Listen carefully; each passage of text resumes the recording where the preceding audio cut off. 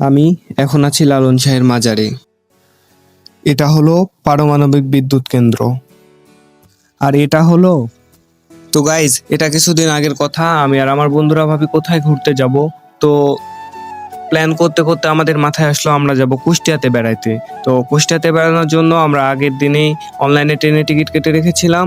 পরের দিন সকাল 5:40 আমরা বাসা থেকে ট্রেনের জন্য রাজশাহী রেল স্টেশনে পৌঁছাতে যাই। তো পৌঁছানোর ভেতরেই দেখা যায় রাস্তার আশেপাশে অপরূপ দৃশ্য, সকালে ঠান্ডা বাতাস সহ আমরা আমার বন্ধুরা রওনা দিয়ে দিই। এই ট্যুরটা হয় আমাদের মাত্র হাতে একদিন এবং কিছুটা কম বাজেটের ভেতরে। তো যাওয়ার পথে আমি আর আমার বন্ধুরা গল্প করছিলাম এবং বাকি প্ল্যানগুলো সাজিয়ে নিচ্ছিলাম। তো এর ভিতর রাস্তার মাঝে আমরা বিমানবন্দরের কাছে পৌঁছাই। তো কিছুক্ষণ যাওয়ার পরে আমরা চলে আসি রেলগেটে। তো আমাদের বাসা থেকে রেলগেটে ভাড়া লাগে 30 টাকা সিএনজি ভাড়া। তো রেলগেটে আসার পরে আমরা ভাড়া প্রদান করে এ পাশ দিয়ে 100 মিটার মতো হাঁটি এবং আমাদের রেলগেটে চলে আসি। রেল স্টেশনে আমরা পৌঁছাই, এই সিঁড়ি দিয়ে উঠি। সিঁড়ি দিয়ে পৌঁছানোর পরে আমরা আমাদের কাঙ্ক্ষিত রেল স্টেশন রাজশাহী রেল স্টেশনে চলে আসি। স্টেশনে আসার পরে দেখি স্টেশনে সকালবেলা অতটা ভিড় ছিল না, আর পরিবেশটা অনেক সুন্দর ছিল, কারণ রাত 2টা-3টার দিকে বৃষ্টি হয়েছিল রাজশাহীতে। আমরা প্ল্যাটফর্মে এসে আমাদের মধুমতি এক্সপ্রেসে ট্রেনটি খুঁজে নিই এবং আমাদের সিট খুঁজে, ভিতরে গরম হয় আমরা বাহিরে আমার বন্ধুরা বসে আছে, এটা আমার দুজন বন্ধু। আমরা এখানে বসে আছি ট্রেন ছাড়ার অপেক্ষায়। কিছুক্ষণের ভিতর ট্রেন ছেড়ে দেয়। ট্রেন আমাদের ছাড়ে হলো 6:40 রাজশাহী থেকে কুষ্টিয়ার দিকে। তো ট্রেনে যাওয়ার সময় আশেপাশের দৃশ্যটা, প্রাকৃতিক দৃশ্য অনেক সুন্দর ছিল, বলে বোঝানোর বাইরে। বৃষ্টির কারণে প্লাস আবহাওয়া অনেক নর্মাল ছিল। আমরা আব্দুলপুর জংশন দিয়ে পাশ দিয়ে চলে যাই।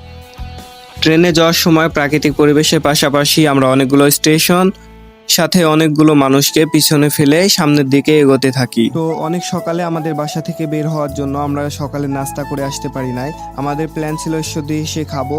তো আমাদের ট্রেন যখন ঈশ্বরদীতে এসে নাস্তা করার ব্রেক দেয়, তখন আমরা এখানে আমাদের সকালের নাস্তাটি কমপ্লিট করে নিই। নাস্তা কমপ্লিট করে আমাদের ট্রেন আবার কিছুক্ষণের ভিতর চালু হয়ে যায়। মাঝপথে যাওয়ার সময়, এটা হলো রূপপুর পারমাণবিক বিদ্যুৎ কেন্দ্র এবং এটি পাকশিতে অবস্থিত রূপপুরে। এরপরে আমরা পাকশি রেল স্টেশন থেকে হার্ডিং ব্রিজ এবং লালন শাহ সেতু দেখতে পাই। আমাদের ট্রেনটি হার্ডিং ব্রিজের ওপর দিয়ে যায়। হার্ডিং ব্রিজের ওপর দিয়ে যাওয়ার সময় আমরা লালন শাহ সেতু দেখতে পাই এবং হার্ডিং ব্রিজের ওপর দিয়ে আমাদের ট্রেনটি যাচ্ছিল। ভালোভাবে ভিডিও করতে পারিনি, পাশের এই লোহার পিলারগুলোর জন্য অনেক ভয় লাগছিল। এটি অনেক আগের স্থাপনা, তাও এখনও টিকে আছে অনেক শক্তিশালীভাবে। পদ্মা নদীর ওপর দিয়ে আমরা পদ্মা নদীটি খুব সহজে পের করে নিই। 5 মিনিটের ভিতর পদ্মা নদী পার হয়ে আমরা চলে আসি আরেকটি রেল স্টেশনে। এখানে এসে আমাদের ট্রেনের বগি চেঞ্জ করা হয়। তার কিছুক্ষণের মাথায় আমরা কুষ্টিয়াতে চলে আসি। তো কিছু সমস্যার জন্য কুষ্টিয়ার ভিডিওটি করতে পারি নাই। দিয়ে আমরা কুষ্টিয়া থেকে চলে যাই হলো সোজা লালন শাহের মাজারে।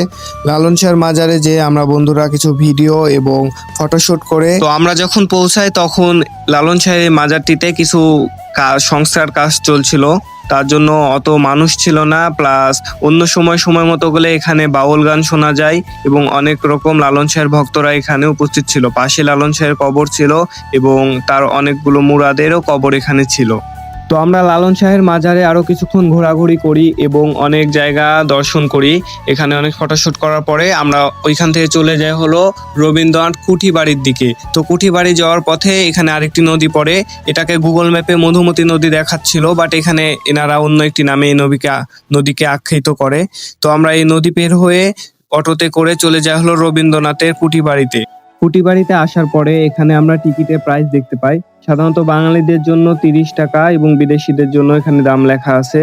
আর স্কুল ছাত্র যারা প্রাইমারিতে পড়ে তাদের জন্য কোনো টিকিট লাগে না। তো আমরা 3 জনে 3টা টিকিট কেটে নিই এবং ভিতরের দিকে যেতে থাকি রবীন্দ্রনাথের কুঠিবাড়ির যে মিউজিয়ামটি রয়েছে সেদিকে। তো মিউজিয়ামের ভিতর ভিডিও নিষেধ থাকার জন্য করতে পারি না, তবে কিছুটা লুকিয়ে ভিডিও করি। এরপরে আমরা চলে যাই হলো কুষ্টিয়ার বিখ্যাত সেই কাঠের বাড়িতে। কাঠের বাড়িতে আমাদের ঠিক 30 টাকা করে আবার টিকিট কাটতে হয়েছিল। দিয়ে পুরো কাঠের বাড়ি ভ্রমণ করি আমরা। তো কাঠের বাড়ি আসার আগে রবীন্দ্রনাথ কুঠিবাড়ি ওখানে কুমোরখালীতেই আমাদের দুপুরের খাবারটা আমরা ওখানে শেষ করে কাঠের বাড়ি ঘুরে আমরা আবার কুষ্টিয়া কোর্টে ব্যাক যাই এবং ওখানে একটি সুন্দর ব্রিজ আছে, ওই ব্রিজের ওপর আমাদের বিকালের সময়টুকু পার করি এবং এই ব্রিজের ওপর বিকালে অনেক রকম মানুষ আসে এবং অনেক আনন্দ হয়। তো কিছু সমস্যার কারণে সব ভিডিও করতে পারিনি।